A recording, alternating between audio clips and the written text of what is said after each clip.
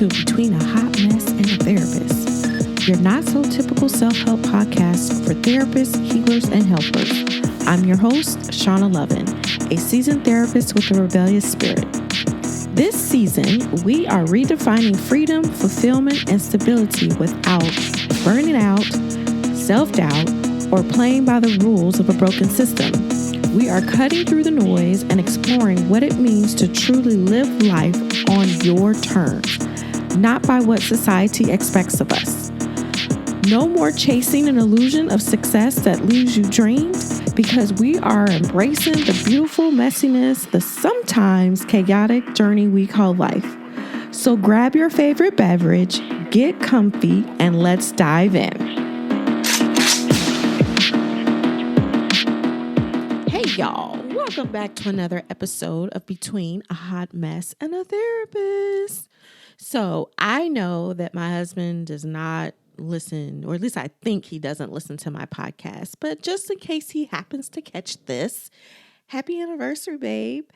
And that's where today's thoughts come from, all about marriage, mental health, growing together, kind of like as helpers. So that's where we are today. So imagine this. It's Saturday morning, the smell of hot coffee rolling into the chaos of the morning.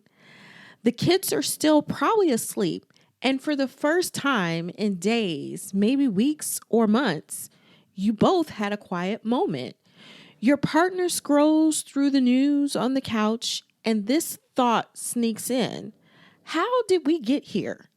18 years later, and we're still trying to figure this shit out. Even in that quiet moment, the fatigue, the tension, and the unspoken to-do list that's still hovering around. Yet, that is where the magic is too. It's the small, ordinary things like the grocery run side by side, the random breakfast dates, the walks after work, or the stolen moments in the garage where someone simply listens. These are the invisible threads that hold you together. Now, imagine y'all are both helpers. Teacher, first responder, therapist, first responder, some kind of healer, teacher, therapist, whatever. Y'all are wired to anticipate, fix, and care. Two sensitive and high alert nervous systems trying to coexist in the same damn house, full of schedules, work, and old habits. The sparks in this long-term marriage aren't fireworks. They're just these tiny moments of presence, listening, and mutual care. Marriage is messy, reflective, and complicated as hell. And why the hell they didn't give us a rule book on this shit, I have no idea. But somehow, that is exactly where the magic lives. So, when you have two helpers share the same home, it's like living inside of a mirror that never turns off. You both care deeply, you both notice, you both anticipate, but rarely do you get to just be. You're constantly scanning the emotional temperature, interpreting tone, body language, and the silence. The same instincts that make you good at your job, like your empathy, intuition, and emotional attunement, those can be the same things that can be heavy at home. Maybe one of you forgets something small, or says something wrong, or shuts down from exhaustion.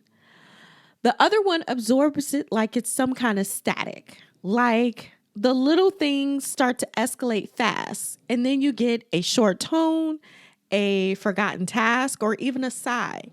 And suddenly, your body tightens, your breath shortens, and that familiar script kicks in. I should be more patient. I should know better. I should fix this. I should. You catch yourself performing emotional labor even when you're off the clock. You're managing like this moment instead of experiencing it. And the quiet ache of self-judgment starts to creep in, and you think, why can I hold space for everyone else, but I can't do this for us? Here's what some people don't really want to talk about or say out loud. Love does not cancel frustration. There are moments that you adore your partner, yet you want to scream at them. You want to say, why can't you see me drowning too? Or leave me the fuck alone. But instead, you swallow it, you soothe it over, you stay polite, you overcompensate, you become the calm one, the fixer, the emotional anchor. It's like freaking muscle memory. You've done it your whole career, but at home, it costs something much deeper, like intimacy, authenticity, spontaneity, and just the ease of the relationship. The overfunctioning starts to erode your own sense of being seen. You're not just tired, you're quietly starving what is this reciprocity in the relationship. And the guilt that follows and the whispers of, you should be grateful, you should know better, you should be happy, you should, you should, you should. We all know that shoulds get us in trouble. But underneath all of that, both of you just want to be met, not managed. You want to be held, not analyzed. You want to be loved as a human and not as someone's safe space. You can feel the tension long before it's even spoken.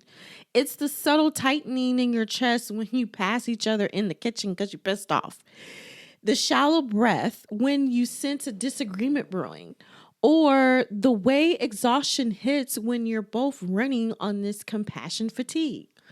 Two helpers under one roof just means your nervous system is constantly syncing and sparking at the same exact time. You feel the other's anxiety as your own. Their irritability becomes your overwhelm. It's not just stress. It's like this shared energetic overload that's happening. And the more you both try to regulate each other, the more dysregulated you become. Even in the calm moments, like the quiet coffee porch moments, the quiet nights, or just sitting around, these are the same moments that can hold some kind of tension underneath. Your bodies are still in scan mode. You're both trained to anticipate the next emotional wave. This is the part where real intimacy lives. It's not the grand gestures or the romantic getaways. Now, don't get me wrong. Those are nice too. But it's really in the boring, sacred middle moments. It's the half asleep morning coffees, the car rides where you're holding hands, the miscues followed by repair, the choosing to stay soft when you want to just shut down. The messy middle is where you learn to hold two truths. I love this person deeply, and yet sometimes I want to kill him. You crave connection without caretaking, intimacy without analysis. You want space to be unfiltered and not to always be on. It's uncomfortable, yes, but it's also the sacred holy ground that you need. This is where your nervous system learns safety again, not through perfection, but through small, repeated moments of repair. It's where partnership becomes a practice and not performance. Connection isn't about control or the communication checklist or trying to fix the other person. It's built on presence. It's pushing or pausing before you react. It's noticing when your body tightens and says, I need to breathe, instead of forcing some crazy solution. It's remembering that your job at home isn't to rescue, mediate, or therapize or anything. It's really just to be, to receive as much as you give, to let your partner care for you as much as you care for them, even if it's done imperfectly. You want to hold space for each other, for the silence, without filling it with some kind of strategy or to do. The freedom in a helper-helper marriage comes when you stop performing competence and you start embodying humanity, the messy, emotional, real space. You stop trying to earn connection and start just allowing it. Understanding your energetic blueprint can shift everything. For me, learning that we both are projectors by design, it really helped me understand how I changed the way I interacted with my husband. And I realized that I was overextending myself, being too much in my emotional space, and how I was unconsciously guiding, managing, and anticipating everything when my system just needed to rest and have recognition. But at the same time, because he's a projector, he needed the same things.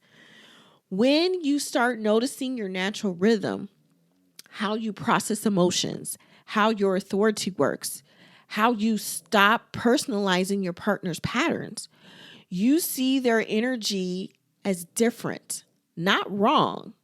The shift alone can transform how you relate.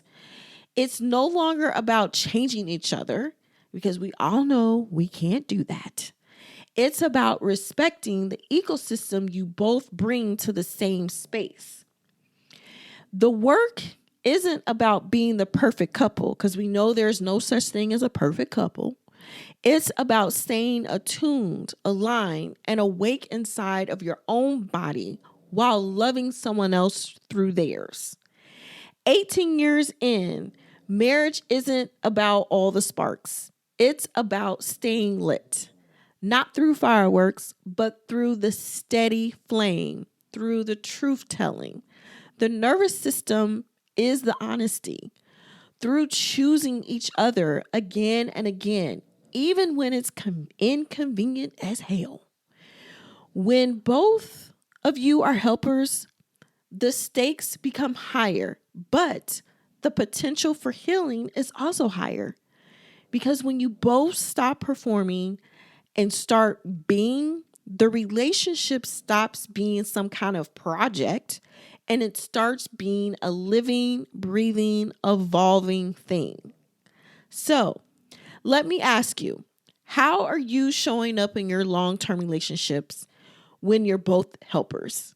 What moments keep your connection alive? I want you to reply, hit me DM, an email, whatever. Just share your reflections with me. I want to hear. And if you want to explore your human design, you can navigate energy, intimacy, and belonging. Make sure you download your chart or book a reading to going deeper. Because we all know that your energy isn't just about self-awareness. It's the medicine that your relationship needs. I hope this was helpful. Until next time. There you have it, my friends. Another episode in the books. Remember, it's okay to be a hot mess sometimes. It's all a part of the journey we call life. Until next time, stay rebellious, stay authentic, and keep embracing the beautiful messiness of life. Want to learn more about your unique energetic blueprint? Make sure you download your free chart and learn how it can help you make choices that are aligned with who you are and not who society expects you to be. Please visit shauna11lpcs.com for more information. Anything mentioned in today's episode will be linked in the show notes. And if you enjoyed today's episode, make sure you subscribe, you share with a friend, leave a review, and keep coming back for more.